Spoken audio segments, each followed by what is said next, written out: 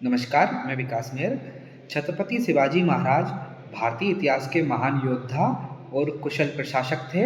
उन्होंने मराठा साम्राज्य की नींव रखी और मुगलों, आदिल शाही तथा अन्य आक्रमणकारियों के विरुद्ध संघर्ष कर एक स्वतंत्र हिंदवी स्वराज की स्थापना की। उनकी वीरता, रणनीतिक बुद्धिमत्ता और नीति आज भी लोगों के लिए प्रेरणादायक है। जन्म और प्रारंभिक जीवन। छत्रपति शिवाजी महाराज का जन्म 19 फरवरी 1630 को सिवनेरी किले, महाराष्ट्र में हुआ था। उनके पिता शाहजी भोसले बीजापुर सल्तनत के एक सेनापति थे और माता जीजाबाई धार्मिक और साहसी महिला थी। माता जीजाबाई ने शिवाजी को रामायण, महाभारत तथा अन्य धार्मिक ग्रंथों की शिक्षा दी, जिससे उनमें बचपन से ही स्वराज और स्वतंत्रता की भावना जागी। स्वराज की स्थापना।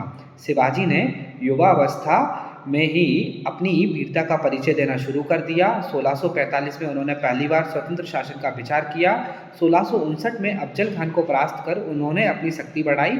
उन्होंने गुर्रिल्ला युद्ध नीति का उपयोग कर मुगलों और अन्य शासकों के विरुद्ध सफल अभियानों का नेतृत्व किया।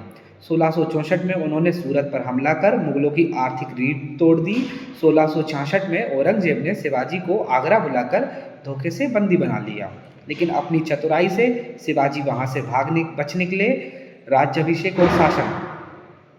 1674 में रायगढ़ किले में भव्य राज्याभिषेक हुआ और वे छत्रपति के रूप में मराठा साम्राज्य के शासक बने।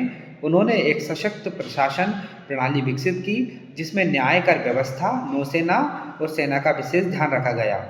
मृत्यु और विरासत।